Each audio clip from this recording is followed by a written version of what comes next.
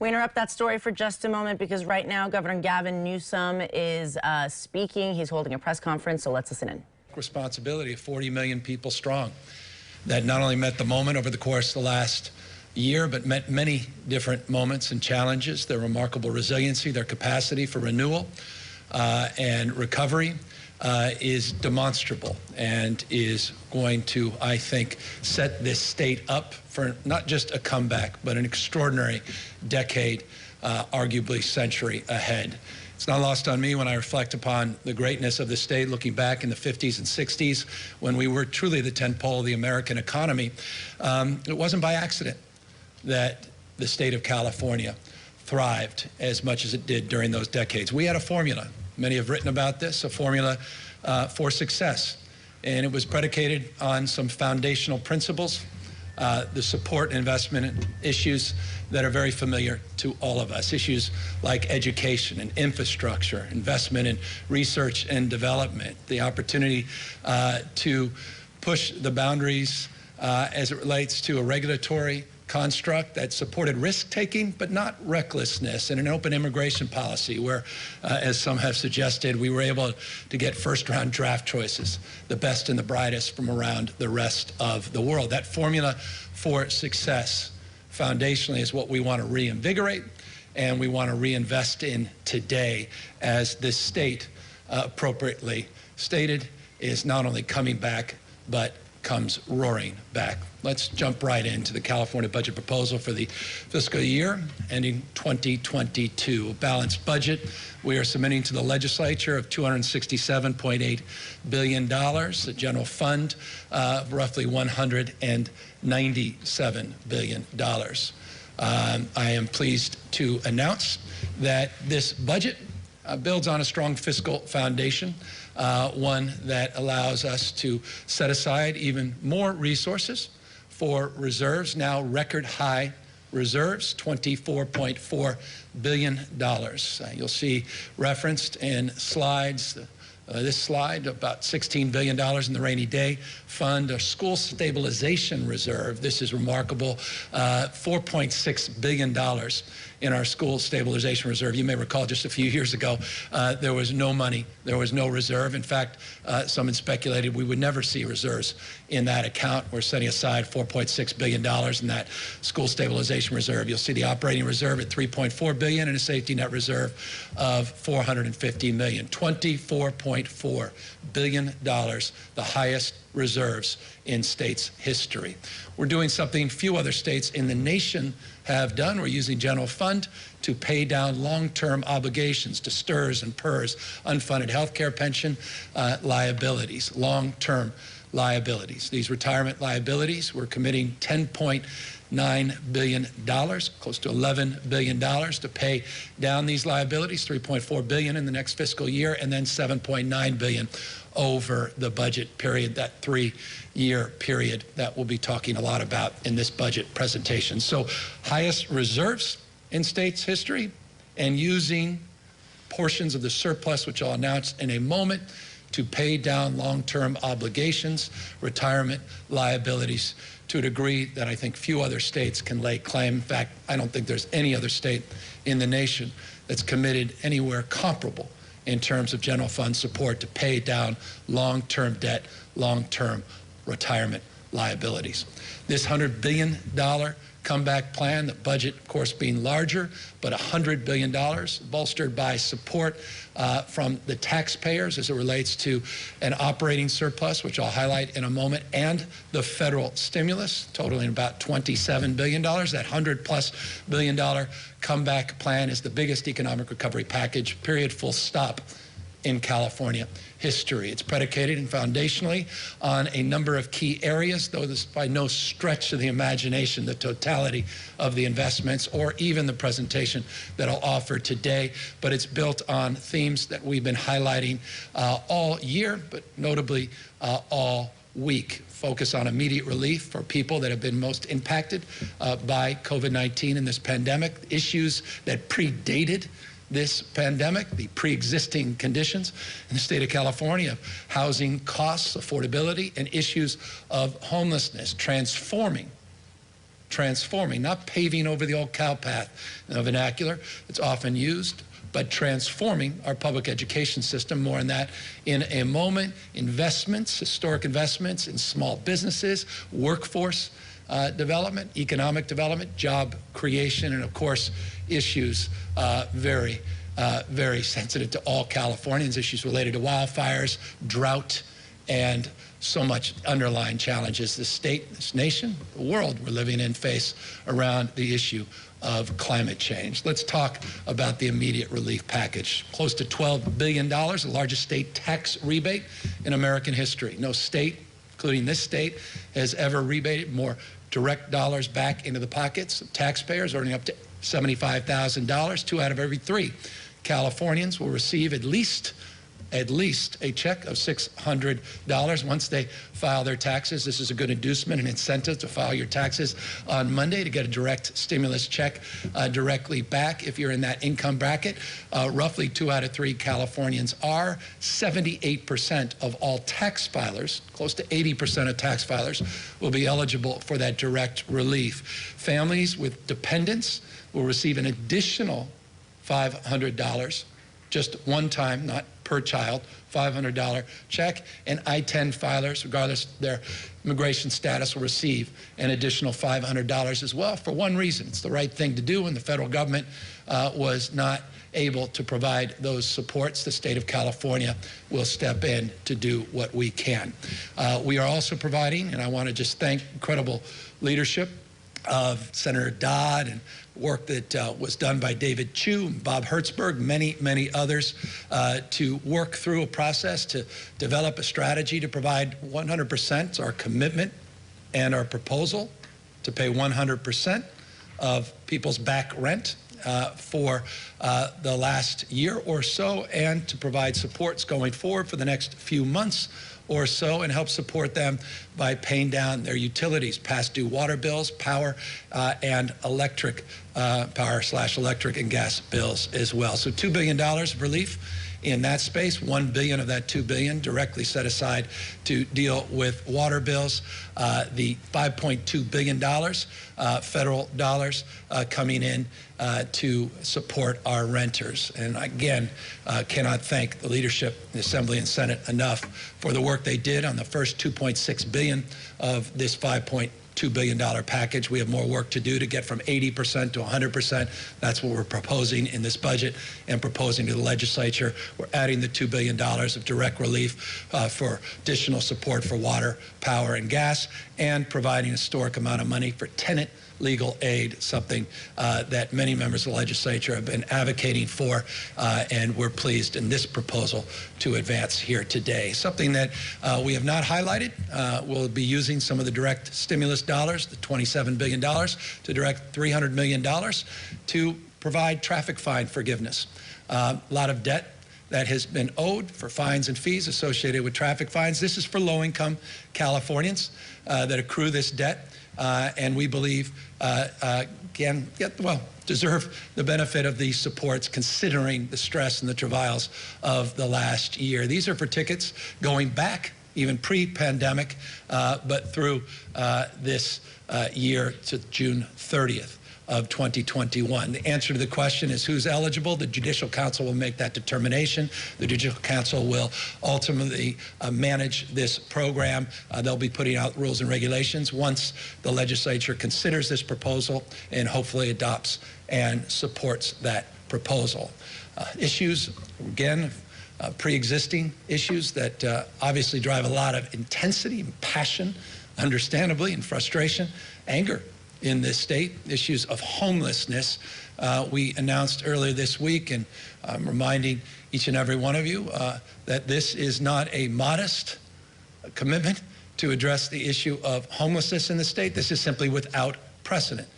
Put it in perspective, this is a 2-year commitment. Last year, we had an historic budget investment of about $1.3 billion. You can see a multiple of that over the next 2 fiscal years that we're proposing to get 65,000 people off the streets and placed into support. That's significant. 65+ thousand placements. In fact, I say plus because it actually is closer to 68,000 based upon our current modeling and analysis. $7 billion building off the successful Home Key, which has become a national model. You may have seen that the Biden administration identified Home Key as a best practice national model. They put up $5 billion nationwide. State of California is committing $7 billion, building off broadly the proposal and the framework that was advanced last year, an historic effort to procure units and to transition people off the streets, sidewalks, and shelters into homes or into units. We were able to set aside $846 million last year with the incredible leadership and support of the Pro Tem Speaker and others. That allowed us to procure 6,000 housing units in 6 months. 6,000 housing units in 6 months in escrow, people in units. We want to build on that program, $846 million last year. We want to significantly increase this, hotel, motel conversions, more flexibility across the spectrum, not just hotels and motels, other strategies as well. We anticipate broadly with this $7 billion, 46,000 units can be procured and brought into portfolios and communities large and small all up and down the state of California. We have about $1.75 billion of housing that's ready to be built, that is ready to go. It's just backlog waiting for some financing at HCD. This is the backlog that we can unlock, and we're committing $1.75 billion to do that. These are zoned, entitled units that can get moving, and these are on the spectrum of low to very low income. We have additional $447 million to help student homelessness. This is primarily focused on community colleges, CSU, and the UC system. Yes, we see what you see. Those are the encampments growing all up and down the state of California. We have a direct encampment strategy, $193 million to create supports, create opportunities to build partnerships, capacity with local government to address the unique and challenging, often vexing issues with encampments, chronic homelessness, a lot of individuals with behavioral health issues related to those that are self-medicating with drug and alcohol addictions. These create more challenging opportunities for the state, and we are setting aside some more specific resources to direct in that area, as well as resources to transition from the extraordinarily successful project Room Key, distinctive from Home Key. The Room Key provided supports for just shy of 36,000 individuals over the course of the pandemic. A little over 9,200 people now currently getting the support of Room Key. We want to begin to transition people from Room Key, create other opportunities across the spectrum, and that's the $150 million there. We recognize that not all homelessness is the same. One size does not fit all. Chronic single adults out on the streets and sidewalks and encampment, that's a very different issue than issues related to family homelessness. Our goal is to actually establish a framework and goal, and that's to end family homelessness in the state of California. We actually have some good data. We put out a new database, new data system a number of months ago that allowed us to analyze for the first time databases locally and nationally, and compare and contrast and make a determination and actually have a numeric number that allows us to establish this goal with some confidence that we can achieve the results that we intend. We also are looking to provide supports not just on new homeless housing, but also focus on prevention, which is foundational in this space, like rent support, but other prevention supports, services of all types, to also build on this commitment. We also are looking to provide grants to local government, looking to leverage and match efforts at the local level. I've been working, and I want to thank our partners, CSAC, our county partners, League of Cities, our city partners, for their help, for their counsel, their advice, and let me notably thank the Big 13 mayors, Democrats and Republicans, for their incredible advocacy and support in this area. It is, I hope, demonstrable in this record commitment of $12 billion to address homelessness over the next 24-month period. And it simply cannot happen without local leadership. At the end of the day, that is determinative.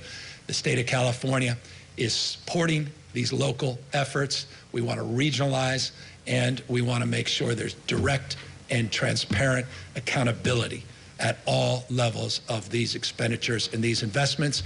We are working with Senator Skinner, among many others, on language around accountability. We look forward to socializing that as our negotiations take shape, but that is foundational as well in working through the issue of addressing homelessness in our state.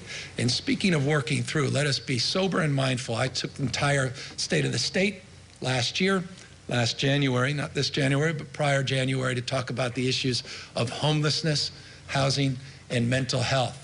We talked about the history of our behavioral health system from a federal frame as well as a state frame.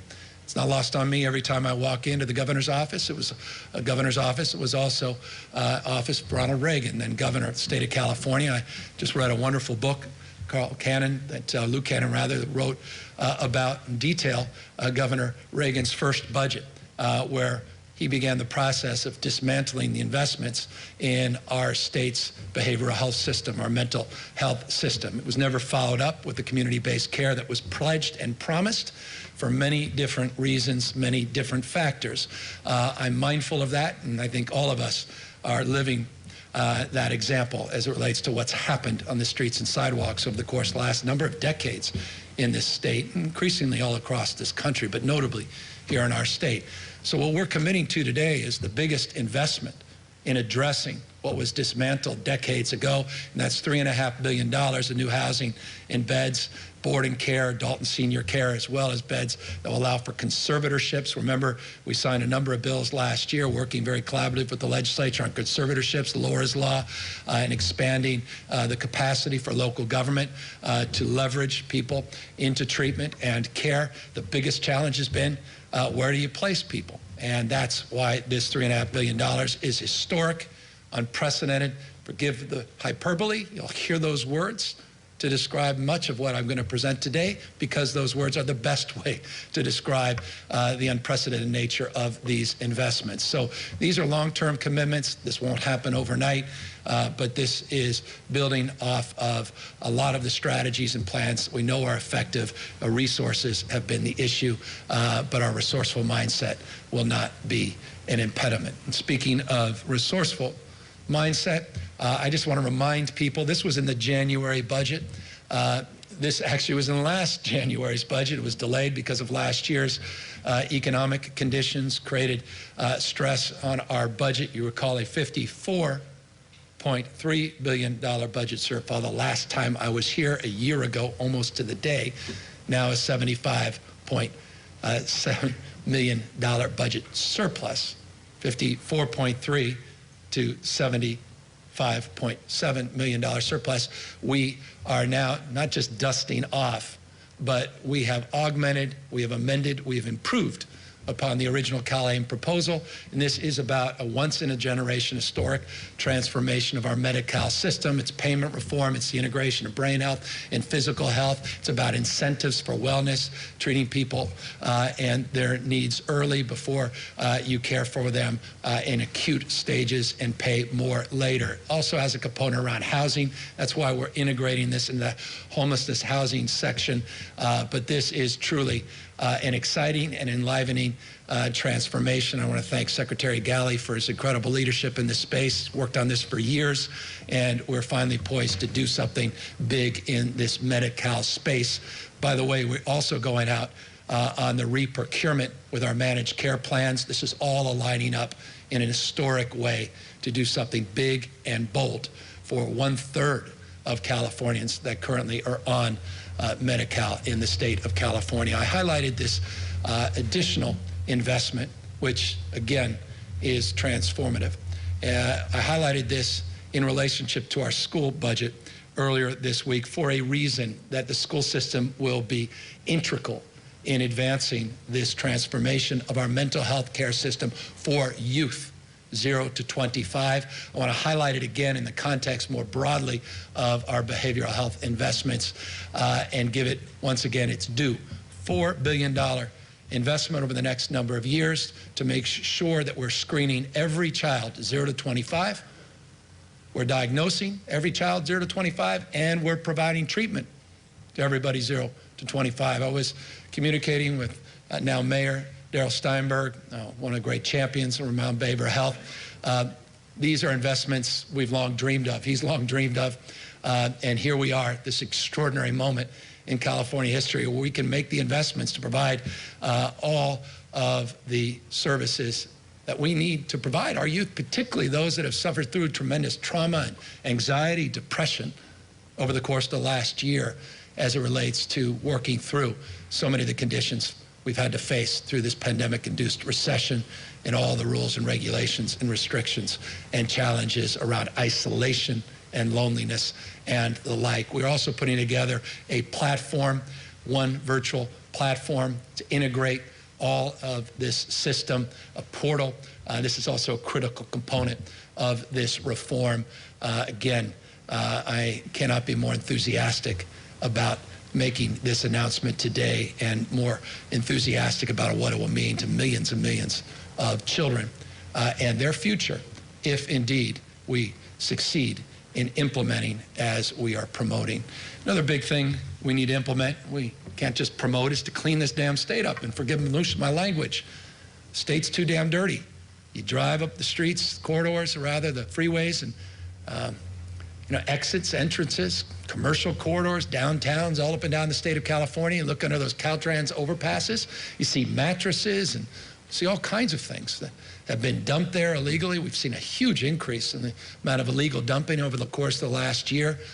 But we've seen this as a persistent problem for years and years. Just think back 2 years ago, when I first got here, feels like 22 years ago, when I first got here and presented the budget, we increased it from $60 million statewide to deal with litter abatement to a little over $100 million. That's it. We thought that was significant. It was an increase. This is altogether a different order of magnitude, $1.5 billion over the next 3 years. This specifically to look not only to clean up and address the issue of litter along our highways, downtowns, and commercial corridors, but also to beautify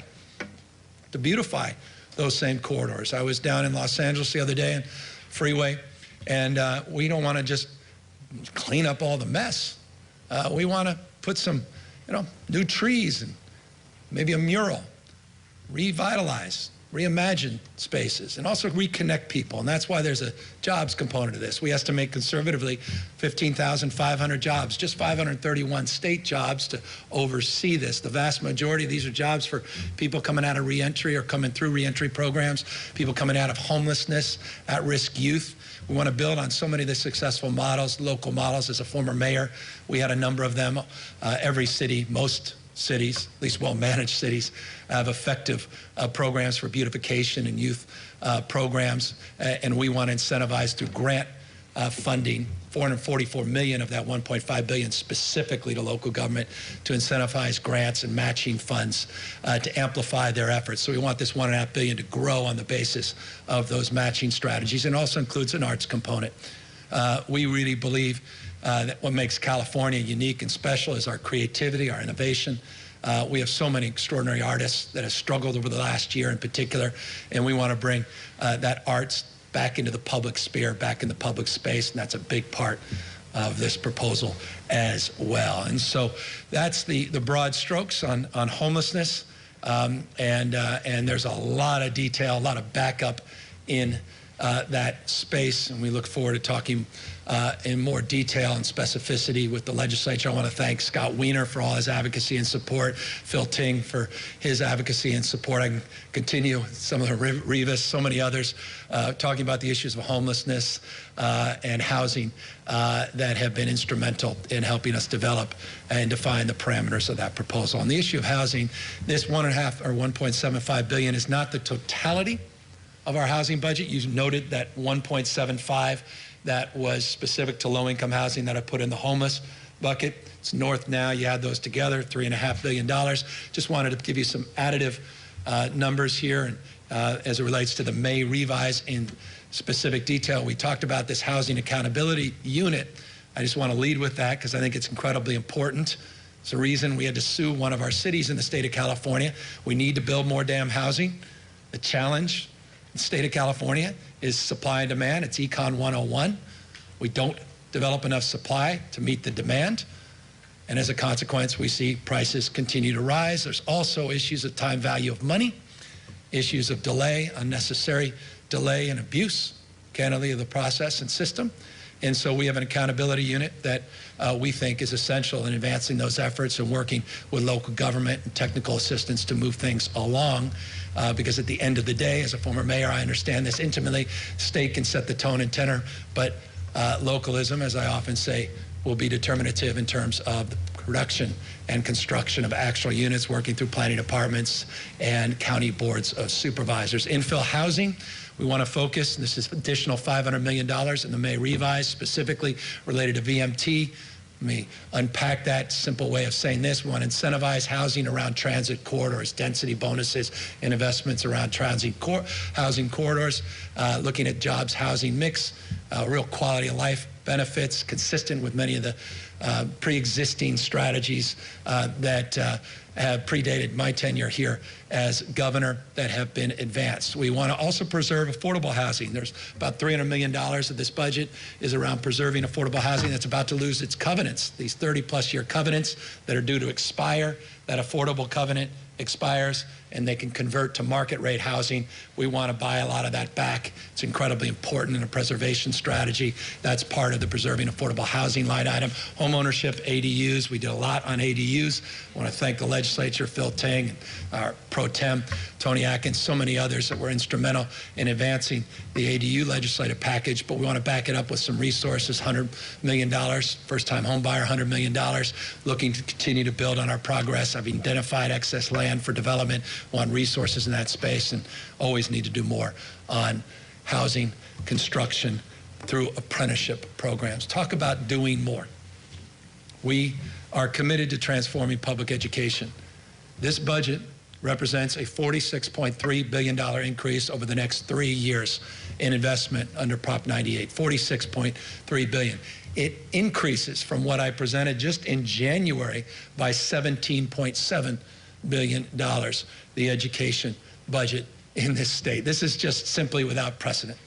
Let's take a look and unpack what that means. That $93.7 billion, by the way, does not include federal money, $15.3 billion. Does not include money that we're likely to put in under the GAN limit, $8.1 billion.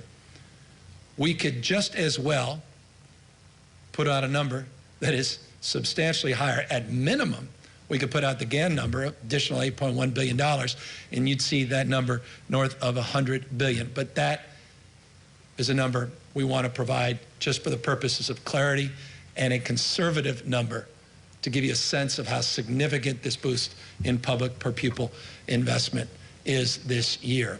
$14,000 is now where we are per pupil. Just compare that to 10 years ago. It was a little over $7,000, close to double in the last decade per pupil investment based upon that conservative number of $93.7 billion. If you include the federal dollars, if you include the money that's actually going to K through 12 education this year under the basis of this formula, you add that 15.3, the per pupil gets to $21,000. I never thought I'd be able to say that. We've long talked about reaching that 20,000 per pupil threshold. But that, again, is that one-time investment coming from the federal government. Purposes of this slide, this presentation, you'll hear from finance. You can go through the details with Keely and her team, and I'll brag on them at the end of this presentation. But for the purposes of just providing some clarity and conservative conviction to these numbers and backing them up, 14,000 per pupil. We are providing a 5.07% cost of living adjustment. That's base. Suburban districts should be pleased to hear this, not just others. We are paying down $12.9 billion in deferrals, leaving $2.6 billion balance. About 80% of the deferrals we're paying down. You can ask me later if you wish, why leave $2.6 billion? I will likely answer that it's in relationship to the 4.6 in reserves. We're trying to find some balance in that space. We believe we can better utilize those dollars now with that reserve to more than cover the remaining balance under the deferrals. Nonetheless, we are paying off $12.9 billion of those deferrals in this fiscal year based upon the proposal that today we are submitting to the legislature. We talked earlier this week about our transformation package. Look, we want to make public schools essential. We want to make them competitive. We want to make our public education system enriching. We want to make our public education system what it's capable of being. And that's why we believe in community schools. We believe in breaking down silos and walls, literally and figuratively, connecting dots, building partnerships, public-public partnerships, not just public-private partnerships, with community-based organizations, bringing public health into the public schools, bringing public supports from cities and counties into the public schools, providing the opportunity to leverage and resource. That's all part of this $3 billion community schools program. Arts, music, mental and physical health. We want to accelerate learning with high-dose tutoring. High-dose tutoring produces real results. It's the reason we spell out high-dose tutoring. The ROI, the return on that investment, is off the charts, and we need that investment, particularly to advance our equity principles, particularly for those that had some learning loss, though some have suggested you can't lose something you never had. So accelerated learning seems to be a more proactive, more appropriate way to lean in. But this builds on the $4.6 billion that we did just a few months ago with the incredible early action that was advanced in partnership with the legislature. So additional $2.6 billion in this space, but with more targeting around high-dose tutoring. $1.1 billion to reduce class sizes. This is important. It's not just the teacher ratio, but it's a counselor ratio, nurses, and others. That is a principal proposal, something that I think we all could cheer and celebrate. And $1 billion, Governor Schwarzenegger, I hope he's paying attention. This is $1 billion to build on his after-school program. After School for All was advanced many, many years ago, but created a ceiling, not just a floor, of about $550 million. That $1 billion is for this fiscal year, goes to $5 billion by 2025. That $1 billion increases to $5 billion by 2025. By the way, this is not just after school as was defined under that initiative. It also talks about enrichment before and after school, particularly targeted at low-income communities, and enrichment during summer school. We've got to extend the school year and reimagine the school year, I humbly submit, and we're providing flexibility and real resources in that space. No mandates, opportunities for districts to think anew, act in different ways. That's the point of these resources, to stretch the imagination, stretch the boundaries, the jurisdictions with community schools, and provide true surround sound enrichment, particularly for our low-income communities. I want to thank the first partner. I want to thank Senator Skinner. I want to thank so many others. Tom Steyer, his wife, Kat, others have been huge champions of the Universal Meal Program, healthy meals for our kids. We want to seed some of those efforts without ceding the federal support, and that's that $150 million universal meal proposal you see on that list. Now, some member McCarty, so many others, the Speaker himself would say no greater investment we can make than investing in our kids, investing in them early on. We talk often about the achievement gap. I have always countered it's not an achievement gap, because that assumes people have been left behind. It's not that they're left behind always. It's so often, more often, that they start behind. It's a readiness gap, and that's why I've been a strong supporter, been crystal clear in my advocacy for years and years as a former mayor, as a candidate for office, now 28 months in as governor of California, and advancing the cause of universal preschool, advancing now the cause with more formality to create a new grade. We are creating a new grade in the state of California, TK, universally, regardless of your income. You will be provided that opportunity It will be fully implemented over the next number of years. You see the numbers, $900 million this fiscal year, up to $2.7 billion, 2024, 2025. You can see the numbers of individuals that will benefit from this. By the way, the benefit of TK is an additional 3 hours of instruction, not just high quality support. This is extraordinary. I personally just, this enlivens me because I was hoping to get this done as governor over the course of a full term.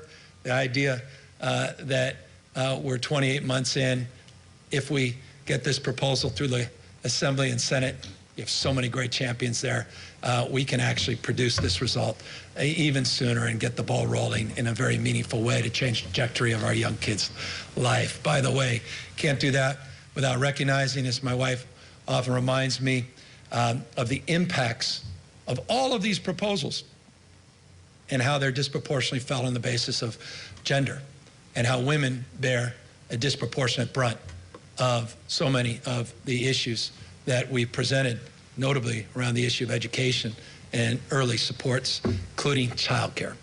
And I just want to thank the Women's Caucus,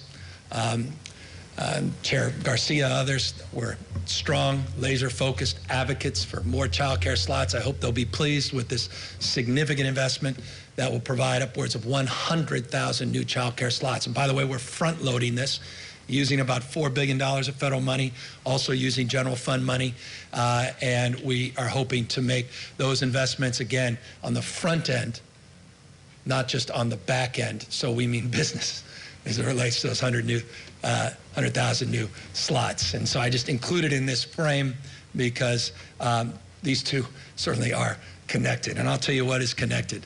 That's the opportunity to do something historic and transformational, something that I had the privilege of doing in a modest way as mayor of San Francisco, and it's made a huge, profound difference on the lives of those that benefited. There was a wonderful study that came out of Oklahoma, a credible story in the New York Times, about the efficacy of child savings accounts, because they stretch people's minds. And we always say, once a mind is stretched, it never goes back to its original form. The idea that a young child whose parents don't even have access to a checking or savings account will have their own child savings account in their name stretches a mind in terms of what's possible, stretches the minds of their family members for what's possible.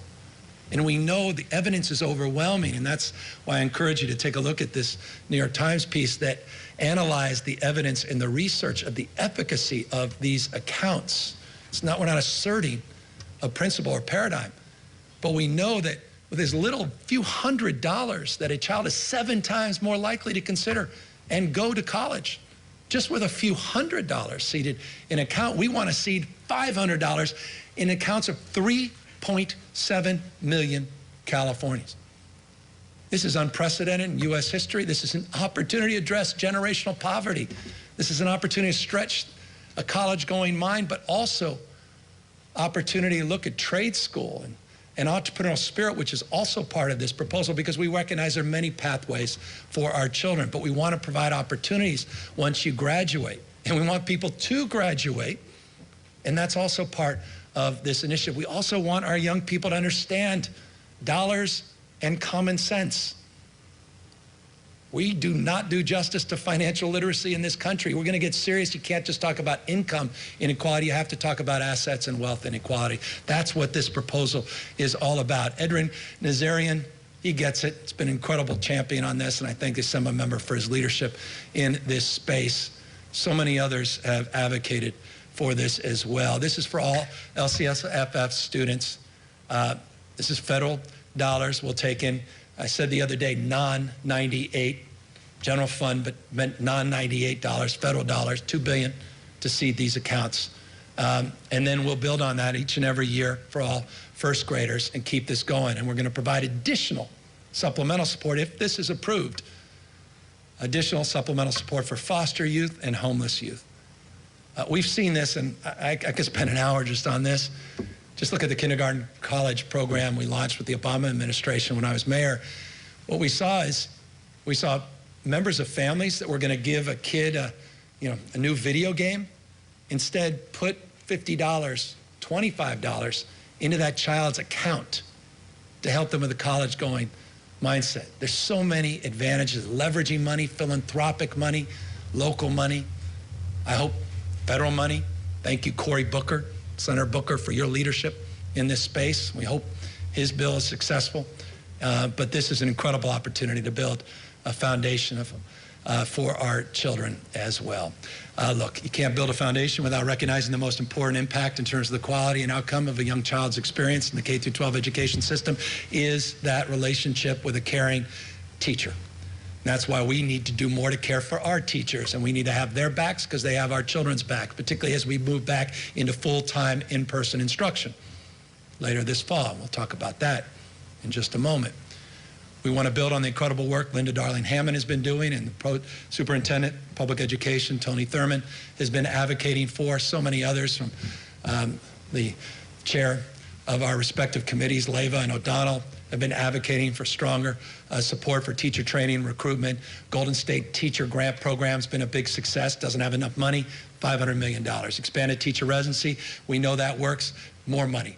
More teacher training recruitment also includes grants for teaching in highly impactful subject matters like STEM, math, science, where we're actually having challenge recruiting teachers. We're going to provide additional stipends as well for teaching in high poverty districts and underperforming schools, all part of this broader spectrum of support. So preparing teachers, we're building on some supports in the past, but with resources that we've never had in the present and in the future, and that's reflected in this education budget as well. $2 billion. $2 billion is also being proposed to get our kids back safely in-person instruction, 100% universally this fall, with the exemptions that are existing in terms of exemptions that are as of right based on long-standing statute, meaning we want kids back in person this fall, full-time.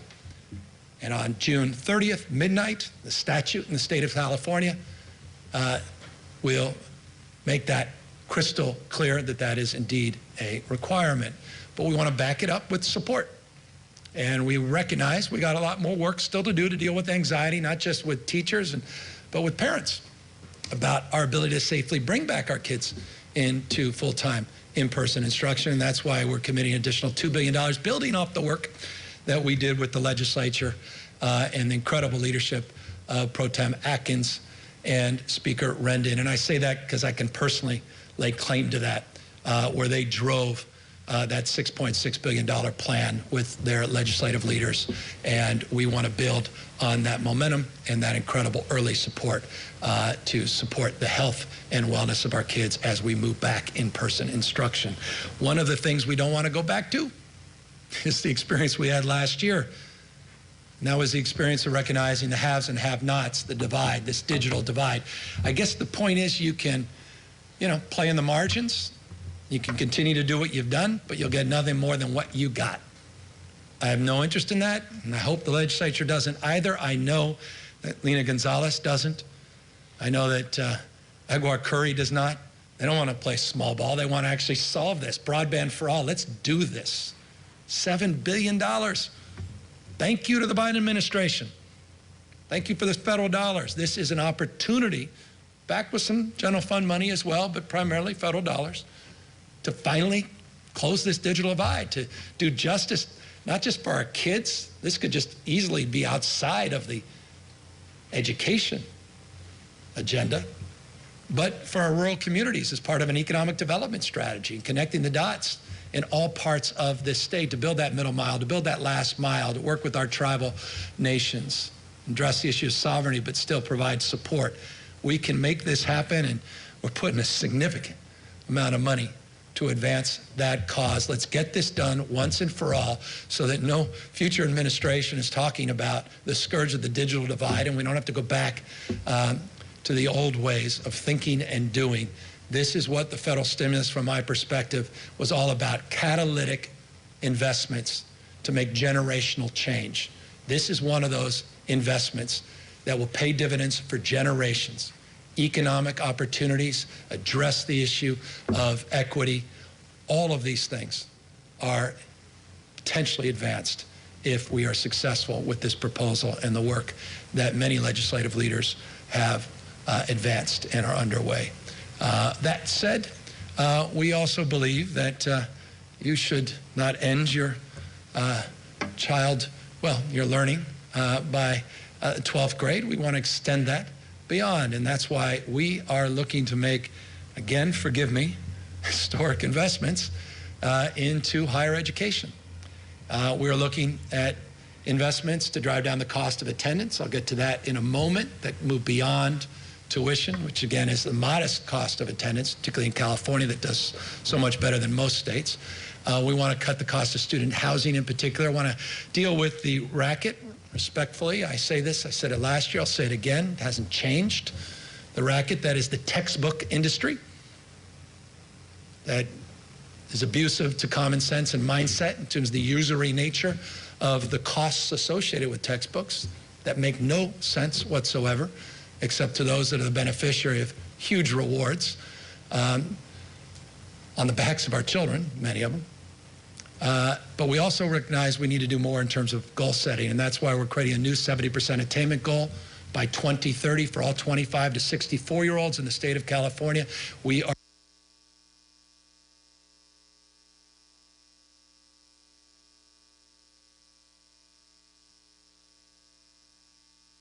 an attainment goal of 70%, either bachelor degrees or AAs, 30% AAs, 40% BAs, and that's the attainment goal. We're working with our systems of higher education on a 21st century compact. I'm previewing it, more on that later, which will spell out our expectations of the state in relationship to our expectation of our systems of higher learning. Let's talk about UC. This is remarkable. $506 million of ongoing investments, restoring the cuts that were made last year and increasing the base funding by 5%. $506 million ongoing, one time $451 million. You can see that for deferred maintenance for issues important to me since I still struggle with dyslexia, the Dyslexia Center, and the importance of the research, particularly at UCSF, and the incredible work they're doing in that space. We also believe California should be a no-kill state. I talked about that last year. We couldn't go as far as we wanted to. That's the UC Davis Animal Shelter Medicine Program. We believe we can accomplish that substantially with these grants. Not completely, but substantially. $957 million. By the way, just the UC and CSU budgets alone are over $2.3 billion increases this fiscal year. Put that in perspective. And forgive me if I'm wrong on this, double check, but I believe it was $136 million. That was in the January budget for ongoing investment at UC, 136 to 506. And of course, these one-time investments are substantially greater, and this does not include the federal money that UC will get, which is about $865 million of additional support from the Biden administration. As it relates to the CSU, $1.4 billion, $596 million. Compare that to $200 million in the January budget, from $200 now to $596, January to May. You'll see the $833 million in the one-time investments, including creating a new Cal Poly. I'm a big supporter of Cal Polys. We have two. We want to create a third, and that's the significant investment, $433 million. We've been working with the Board of Trustees, incredible new leader at the CSU, about this opportunity to revitalize the economy in Northern California in and around Humboldt State, and look at this opportunity to have a third polytechnic campus in our state. Deferred maintenance, you see the work on STEM Center down in Southern California. I want to thank Senator Padilla for his strong advocacy in that space. Mark Ridley, so many others that have called in on that. More computing talent, coding investments, and always more on professional development. By the way, that $1.4 billion on CSU does not include the $1.5 billion coming from the federal government. So on top of this, the federal government's providing direct $1.5 billion. You see $865 million coming directly, not represented in that number either. $3.6 billion for community college, where we'll fully retire the deferrals. There's a COLA. You can see the work to do more on zero textbook costs. This doesn't provide it universally, but put it in perspective. I think we put $5 million a couple years ago, $15 million last year to address costs of textbooks. more open source textbooks, and to really go after improvements in this space and address the full cost of attendance. We're going to put if this is successful, $115 million into that space. You can see the work on dual enrollment, ESL, housing, basic needs, and more on that in a moment. By the way, let me just go back. One of the most significant things that we are doing as it relates to our higher education system is we're committing $4 billion for student housing. That's in addition to what we've just presented, $4 billion of additional resources to address student housing.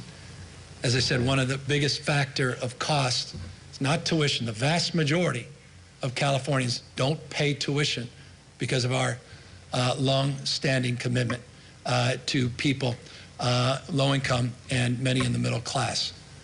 But the costs are still borne on housing, textbooks, and other related travel expenses. And that's why we want to make a big dent with a $4 billion proposal on student housing.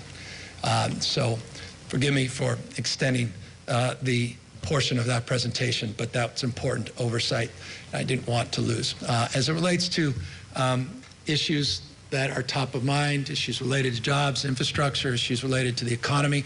I want to remind people, we talk about California, we're rolling back 41% of America's jobs came out of the state of California in February, 275,000 plus, almost 276,000 jobs in February, March. Those are subject, by the way, to being adjusted, but those are the numbers that came out of the federal agency that give you a sense of California's recovery. Our employment is still too high. None of us are naive about that, and the impacts on small businesses over the last year have been profound, particularly in the food industry, hospitality, and entertainment industry. That's why, working with the legislature, we were very pleased with Senator Caballero, so many other leaders, to support an effort to provide direct grants of $5,000 to $25,000 for small businesses. We did $2.5 billion in early action. We want to build on that with an additional $1.5 billion that we're proposing in this budget to take care of so many of those that are applicants that haven't yet gotten vetted and haven't received their support. We also want to remind everybody of what we built a few weeks ago, and that was a framework over the next number of years, 5.5, almost 6 years, to provide a tax cut for small businesses, $6.2 billion. That was part of what we referred to as the PPP conformity. It's the largest tax cut in our state for small businesses, $6.2 billion. I want to thank Autumn Burke, others for their incredible leadership on that bill. And also we are providing hundreds and hundreds of millions of dollars that I'll enumerate right here in grants and loans to businesses. We'll start with an $895 million appropriation that will come with the support of the federal government for a small business credit initiative. We are going to take our Cal Competes program from $180 million, we'll double the 180 to 360, and we're going to add $250 million as a one-time grant to expand those that are eligible under Cal Competes. That's the 430. As it relates to ports, we recognize ports have been impacted disproportionately as it relates to trade impacts associated with global slowdown in the economy because of this pandemic. Port revenue loss has been profound and significant. That's the $250 million. We're going to build on the successful Main Street hiring tax credit, $1,000 tax credits for people that retain or hire individuals. Small businesses are taking advantage of it. Not as many as we would hope, because many, I just don't think, are aware of this program. So we're going to do more outreach, but we want to provide additional resources, roll over the 47 that's been unused, provide another $100 million in that tax credit. And we want to extend the successful manufacturing sales tax credit, particularly in the green tech industry. We want to extend those sales tax exclusions with an additional $100 million. One of the things as well, we recognize impact on hospitality industry has also impacted Visit California's ability to invest in promoting California and promoting the extraordinary hospitality industry that's second to none in this $145 billion industry. And that's why we are investing $95 million of promotion tourism in this state. No one does it better than Visit California. Some of the best ads, social media marketing materials in the country, best in class. I see no greater use of building back a sense of pride and spirit and opportunity to bring back the economy, as well as bring tourists from all around the world, across this country, back to visit California. That 95 million, we think, will make a real impact. By the way, there are 5 or 6 legislators. Forgive me. I in peril of always forgetting 1 or 2. I want to thank you all. You know who you are, being strong advocates and proponents of these dollars. Loan guarantees through our iBank, California Dream Fund. That's specifically for $10,000 grants for businesses that candidly don't have access to credit or checking, don't have access to traditional means of getting funds. These are those smaller grants, many of them first-generation immigrants, many mixed status as it relates to ownership, having a difficult time to access not just credit but resources. The California Film Tax Credit, this is an opportunity for all of those productions, TV and others, in places like Georgia, whose values don't necessarily always align with the production crews, to consider coming back to the state of California, and that's what that $30 million intends to do. And yes, to all of you that ask almost on a weekly basis, what are we doing about SALT and the tax increase that the Trump administration imposed upon us and Mitch McConnell a number of years ago, that tax increase that impacted disproportionately large blue states like California.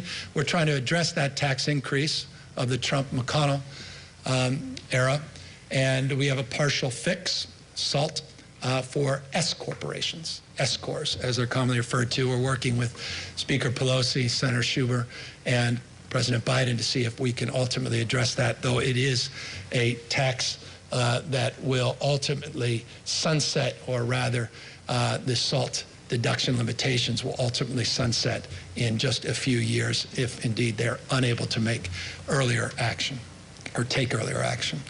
Speaking of taking action, a few more slides and we'll move on to Q&A.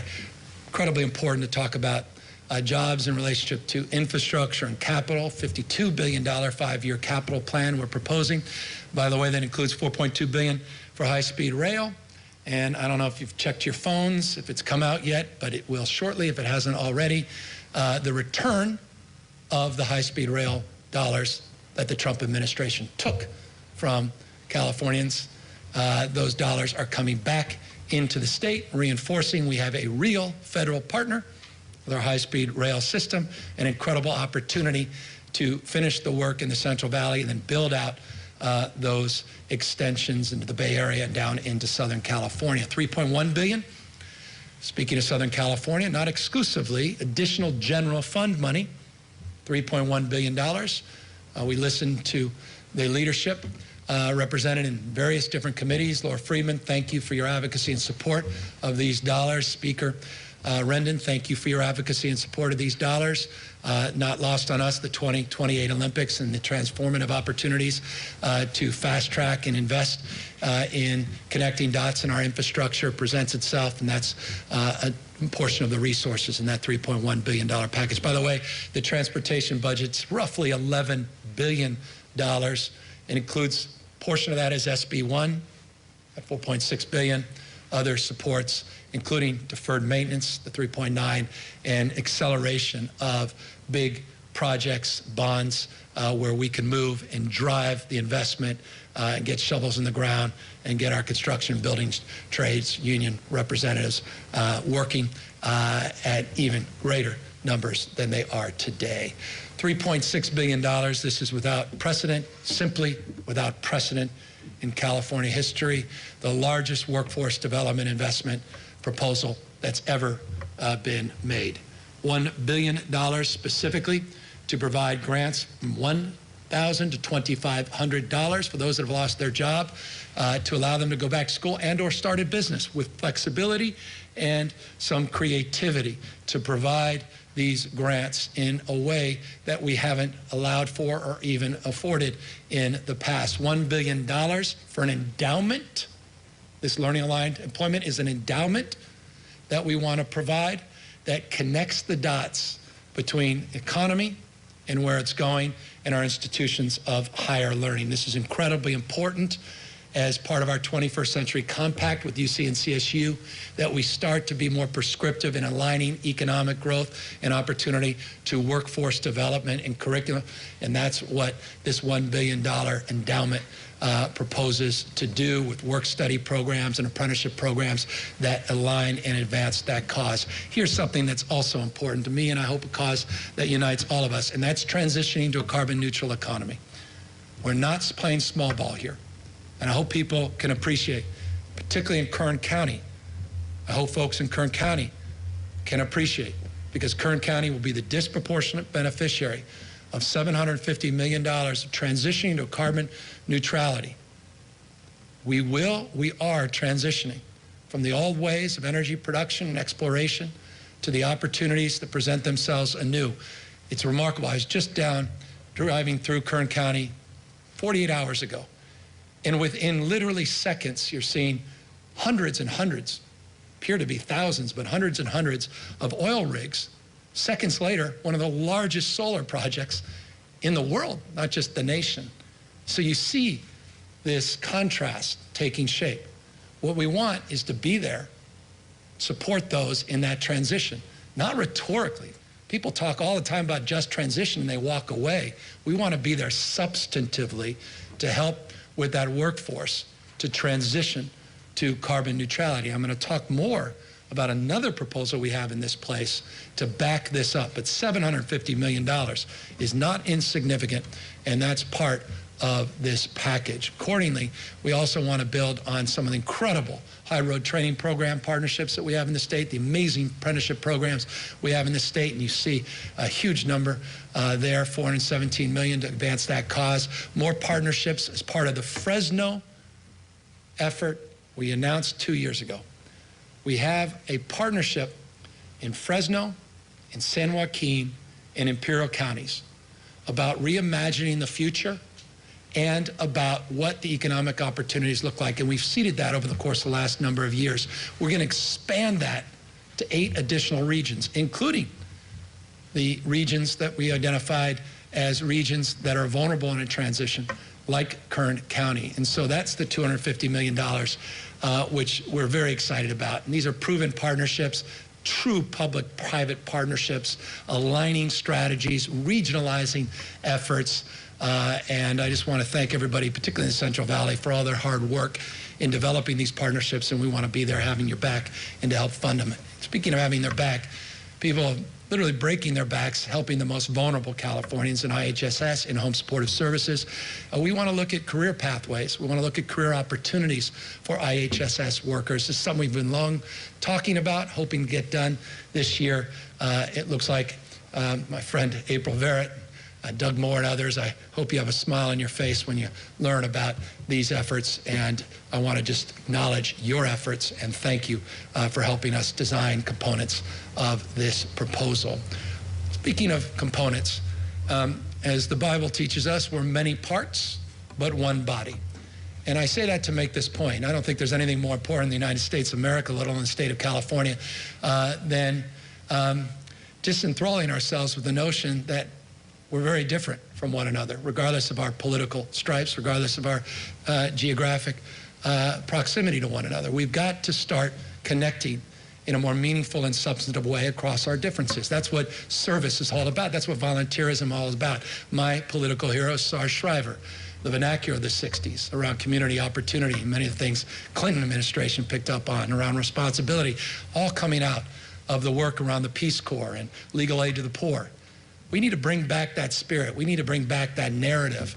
And we need to bring back support for all of these incredible programs, YouthWorks and all these other amazing volunteer initiatives out there through AmeriCorps and the like. And so that's what this proposal does, but it does it in a way we haven't been able to do in the past.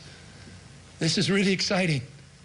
Looking at a minimum of 12,500 students to allow them to invest in community building projects, to invest in addressing some of the most vexing needs in their community, provide service, but also be rewarded for that service with stipends and scholarships.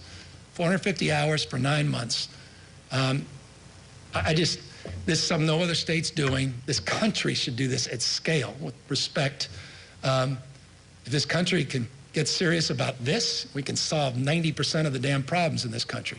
We just don't share common experiences like we used to. And while this is significant, I imagine we probably have to quadruple this in order to have the bigger, broader impact that we need. But nonetheless, this is a good place to start. Let's build on this, but this is an incredible opportunity. And I just want to thank Josh Friday, the whole Cal Volunteers team, and Spirit of Daniel Zingali and Maria Shriver, not just her father, Sarge Shriver, for the opportunity to make this proposal and presentation and provide this as an opportunity for the legislature to consider. Accordingly, we want to build on incredible youth volunteer efforts, but also job opportunities that are happening at the local level. I'm so proud that Michael Tubbs decided to join the administration in an advisory role. Former Mayor Stockton has been out front on issues of UBI up front in terms of summer youth job programs. I was talking to Mayor Garcetti, Mayor Garcia, Mayor Liccardo, and of course Mayor Steinberg and Libby Schaff and London Breed. I can go down the list, all of them saying, give us more support for summer youth jobs, even beyond the summer. Do some matching grants, and that's what the $200 million of matching grants are about. We're very, very excited about that proposal as well. I was also excited to recognize earlier this week the opportunity not just to declare a declaration of emergency and raise anxiety and create flexibility as it relates to issues of drought and water supply and conveyance and hydrology in the state, but also to provide some relief in this respect by building on Senator Atkins and the Senate's incredible leadership as it relates to drought resilience and their proposals around water security and water recycling efforts and conveyance and conjunctive use and issues across the spectrum.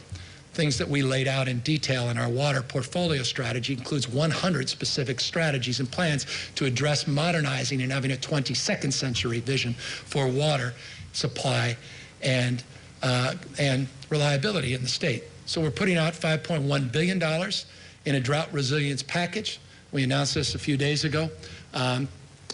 Up at San Juan Reservoir with Congressman Costa and with Assembly Member Adam Gray. Many others enthusiastically embraced core principles of this proposal around safe drinking water, around the issues of flood resilience. You see groundwater cleanup and recycling across the spectrum, small water relief emergency grants for the short run related to the acuity of the drought, long-term strategies around bringing back floodplains and nature-based solutions, which are foundational in any serious proposal around drought resilience, Salton Sea support in this space, a number of other areas that will be advanced if indeed we're successful with that $5.1 billion proposal. Speaking of a proposal, we talked about a $1 billion record investment in wildfire and emergency response.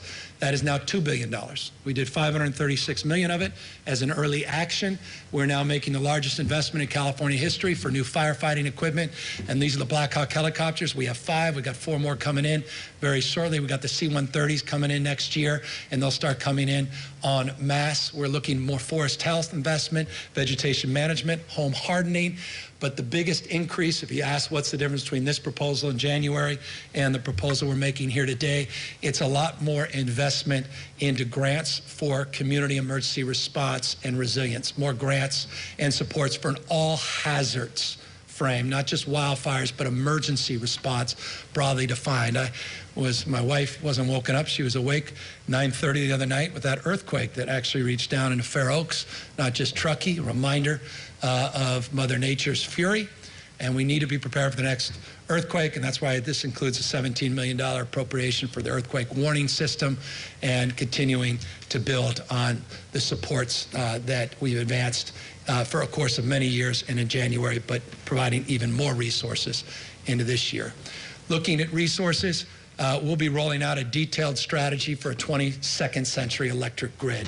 Will be coming out very, very shortly. We want to back that up with some real resources. You'll see $900 million here for the electric grid of the 22nd century. This is large-scale storage projects. This is about improvement of decarbonizing our industrial and food production plants. This is about green hydrogen. We're going to talk more about green hydrogen in this country, more about the fuels and the opportunity, the hydrogen economy. It's not just the consumer play. This is about large-scale conversion for green hydrogen. California needs to dominate in this space, as we are going to propose, not to dominate, but to compete with our East Coast partners. We're about to make a huge announcement, preview. If you ask me, I'll say nothing more than soon, around wind development, offshore wind development, when working with the Secretary of Interior, the Secretary of Defense, and the Biden administration. They want to announce together very shortly an incredible opportunity for offshore wind development in this state. And so those are resources all in that space. We have a goal to completely eliminate traditional fueled vehicles in the state, so we never have to suffer through the images we're seeing in the East Coast of the United States any longer. Let's start to wake up to the opportunities, not to be reliant on foreign adversaries or interventions from those looking to extract resources through cyber attacks and or other foreign governments that can abuse their privileges and rights as it relates to the security and availability of fossil fuels. We have that opportunity. California is leading the nation in the zero emissions mandate. We saw the companies follow very shortly with similar calls to reach that 2035 goal. Just today, you saw a $7.5 billion commitment from Hyundai, $7.5 billion to invest in electric vehicle manufacturing. What a timely announcement we're making here today, $3.2 billion over the next few years to invest in advancing these goals. Look at these numbers. 1,000 school buses we want to convert from diesel into green, electric, clean. Transit, another 1,000, 1,150 drayage trucks. This is a big deal. Biden administration has been talking a lot about this. They're hoping to do something with the Senate, but we're doing it. We're not waiting around. You see Clean Cars for All. Thank you, Phil Tink, for your strong advocacy in this space. Many others in the legislature, but targeting rebates to low-income communities, $800+ million, infrastructure across the spectrum, $250 million specifically for manufacturing grants. Hyundai, we hope you are listening. Speaking of climate resiliency, transition, $1.3 billion climate resilience package, $495 million to invest in addressing issues, large and small, building partnerships and grants with what's happening already at the local level, building on that as it relates to the urban greening strategies and some of the heat issues that we're facing some of our cities, and addressing ways to softening the edges, greening these communities. We're looking at sea level rise issues, flooding issues, and this is what I was looking forward to highlighting, a $200 million commitment to capping abandoned oil wells. $200 million commitment. You got the $750 million for just transition to advance our low carbon green growth goals. You got $250 million to build partnerships as it relates to a vision of the future. And then you have $200 million specific tangible dollars to cap abandoned oil wells. We mean business about this transition and moving away from fossil fuels and transitioning in a thoughtful and judicious way to a greener and cleaner future. Speaking of cleaner, not just greener future, I want to just thank the speaker. I want to thank Kevin DeLeon. I want to thank Hilda Solis. I can go through a long list. Their strong advocacy around Exide cleanup, $454 million, and an additional $500 million. We have never, ever made investments in this space comparably to address environmental justice issues, toxic cleanup issues. There are many more Exides, maybe not the scale and scope of Exide, but there are a lot of other sites that need our attention, and we'll get it with this commitment, almost $1 billion on toxic cleanup, all in the bucket of low carbon green growth, changing the way we produce and consume energy. And speaking of low carbon green growth, never been an investment in ag like the investment that we're proposing to make today. $794 million, and what we refer to as climate smart agriculture is about old diesel equipment being replaced. This is about alternatives to burning a lot. You see out there, the more you drive around, all the burning that's going on leads to negative air quality. $100 million in healthy soils and soils management, something my wife's been a strong advocate for, and carbon sequestration opportunities and new strategies to build on partnerships that exist, private partnerships, not just investing in the public sphere. A climate catalyst fund, continue to invest in technology and innovation. We're looking at $30 million farm to school, which is an incredible program Forgive me again, Jen, something else you've been a very strong advocate for high-quality produce, getting our kids fed, but doing it in a way where it advances their health and their educational outcomes. Again, Kat Tether, thank you for your work in that space as well. Our incredible secretary, who's doing a remarkable job, Karen Ross, thank you as well for your vision in this space.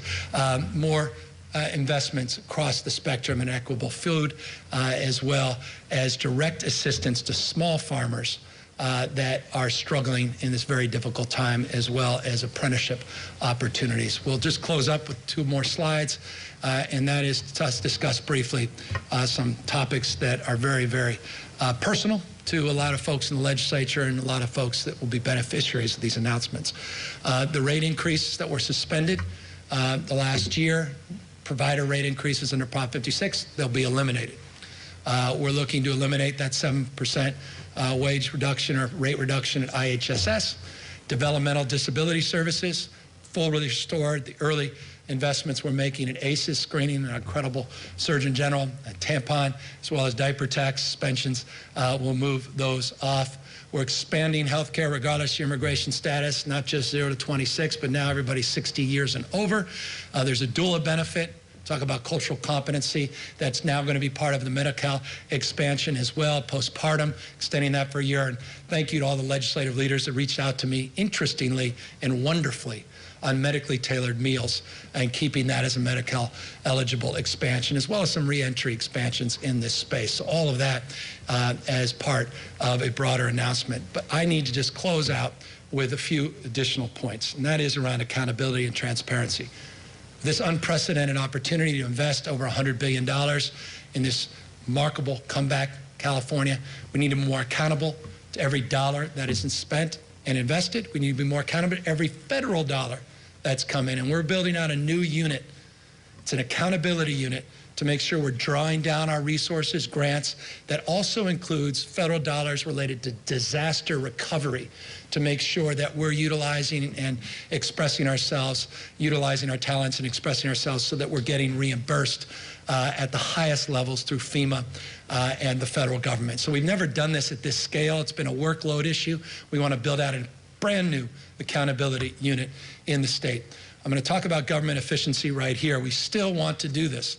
We want to consolidate with new work styles, new arrangements, new strategies for consolidating leased spaces, looking at office spaces anew and differently. We could become more efficient. We have a minimum expenditure reduction of 5%. We're going to make that happen. That's going to be permanent. As part of an announcement last year, we're not lifting that. We want to make that permanent. We want to build off that announcement into the future. And then on digital transformation. DMV, we're going to put some real money into preparing for the ReID program, $133+ million for technology improvements, efficiencies across the spectrum. It's good to note that 97% of all of the DMV transactions are now digital. The DMV has to reimagine itself to the digital age. We need to do those digital driver's licenses. We want to make real investments in that space. And yes, EDD. We want to address issues there. We've put millions and millions of dollars in triaging. We want to reimagine benefits management system, benefits broadly, by the way, not just EDD. We want to look beyond just EDD, the antiquated IT systems we inherited 28 months ago. By the way, we is the collective we, states large and small. I've talked to governors without exception struggling with these same issues that California has struggled with. We just don't want to continue down that path. So we're making investments to improve verifications, address the backlog. We've made great progress on the 1.6 million folks that are backlogged with 35% increase just in reduction of wait times in the last month. It's still vexing, still challenging. And then we want to reimagine the IT upgrade, and there's dollars in here that will do that, including dollars to address language access. On issues of innovation across the spectrum, this is the .gov space. We're also looking at Office of Digital Innovation and the Department of Technology by providing grant funds to do more than they've done in the past. And just briefly, we've talked about the closure of 2 prisons. I just want to remind people that we are closing 2 prisons in this state, one on September of this year, 2021, one in June of 2022, DVI and CCC respectively. We're going to be reimagining the Department of Juvenile Justice with a new office. I want to thank all the legislative leaders for their support in that space. We're completely transforming Valley State Prison, completely reimagining it into a campus-like environment. We're going to put rehabilitation back in to the R at CDCR. And we're going to do something big and bold. I'll just leave it at that. We can get in details another time as it relates to the transformation of that state prison. We also are going to expand Friday visitations. We don't think it. Data bears out. Stress, strain, families with the modification of visitations because of COVID-19 put a lot of pressure on families, but also pressure on our reentry programs because we know the outcomes are muted on the basis of lack of engagement with family members. These visitations can reduce recidivism and have a strong impact and outcome as it relates to reentry. We have new surveillance systems, more accountability with security cameras, with our security guards within the system, within the institution, but also providing more security cameras across the spectrum in the institutions more properly. And we're also going to address some of the backlogs at the department, or rather at the Board of Parole hearing. Just briefly, pretrial release, people asked $210 million this year. CalVIP for small grants to address the issue of violence. Thank you, Buffy Wicks. Thank you to all the legislative leaders, Skinner and others that reached out on this. $200 million. I think this will be well received to address some of these issues relating to crime prevention up and down this state. And of course, we're looking to use technology in a more proactive way as it relates to rehabilitation in this state. Of course, we close always by reminding everybody that this state, its greatest pride is its diversity, majority minority state. We are a universal state. We believe in pluralism. We are a state that doesn't tolerate diversity, it celebrates diversity. And we think we need to do more to to help support immigrants, integrate into this state. We're doing that in terms of health care. We're doing that in terms of pandemic supports. We're doing that in terms of financial supports. But we're also doing that to address issues around naturalization for DACA and helping address some of the fees associated with that. We're going to do that with wraparound legal services for our immigrants. We're going to do that for community college ESL classes, which is really important. And that was something that came out of our economic task force. And I want to thank the leaders for that recommendation. And then, yes, we're not going to be passive and responsive. We want to be proactive on border efforts, supporting the Biden administration, not a closed fist, not trying to get headlines, trying to work collaboratively with the Biden administration to address legal and illegal crossings and do so in a compassionate, thoughtful, and judicious way. And that's represented in that $105 million here as well. So that's the Roarback Plan. That's an unprecedented commitment to the people of California, brought to you by the people of California. And I'll close as I ended, or end as I closed, or end as I began, as it were, by just thanking California. Thank you for everything you've had to persevere through. Thank you for your incredible support. Thank you for your work. Thank you for your resiliency, your grit, your determination. Thank you for believing not only in yourselves, but each other. And thank you for the privilege of being able to make this investment today in your future. This is a generational budget. This is an historic, transformational budget. This is not a budget that plays small ball. We're not playing in the margins. We're not trying to fail more efficiently. We're trying to do things this state has talked about but never been able to accomplish because we never had the resources to do it. We want to do it in a way that's mindful that this moment shall pass. These historic budget revenues and operating surpluses are not the new norm. We're not naive about that. And that's why we want to batten down the hatch and pay down pension obligations, pay down debt, and continue our prudent fiscal practices by building up our reserves and our resiliency across the spectrum. Use one-time money for one-time purposes, appropriately balanced, not just for today, but over the course of the next number of years. Invest in our growth engines, invest in our men and women, the small businesses that are really the backbone of our economic recovery, and make sure we're there for the most vulnerable and those that have been impacted by this pandemic, and that's low-income individuals and those disproportionately represented in the Latino and African-American communities. I'm proud of this budget. I'm proud of our team and Keely Bosser and Ana Montesantos and their incredible leadership and stewardship. I'm proud of the entire legislature and the incredible partnerships that we forged over the course of the last year, and notably just in the last few months, and the early actions we took, the deliberative focus on solutions. And that spirit, I hope, will continue through this budget process. Again, this is our plan to get California not only back on its feet, but California roaring back once again in its rightful status as the most essential and dominant state, not only in the United States, but one of the most essential and dominant economies anywhere else in the world. And with that, happy now to take any questions. Hey, Governor, thanks for taking our questions. Hundreds of millions of dollars in this budget to... We've been listening in on a very comprehensive and extensive press conference with Governor Newsom. He was talking about the $100 billion California comeback plan, saying it's the biggest economic recovery package. He broke it down, but the money will be used towards relief for people impacted by COVID-19, homelessness, transforming public education, creating infrastructure and jobs, and addressing wildfire and climate change. Ashley Zavala's covering the story for us. She'll have more for us a little later on, but right now, San Francisco Mayor London Breed, Muni officials and other city leaders are celebrating the relaunch of Muni's historic streetcars.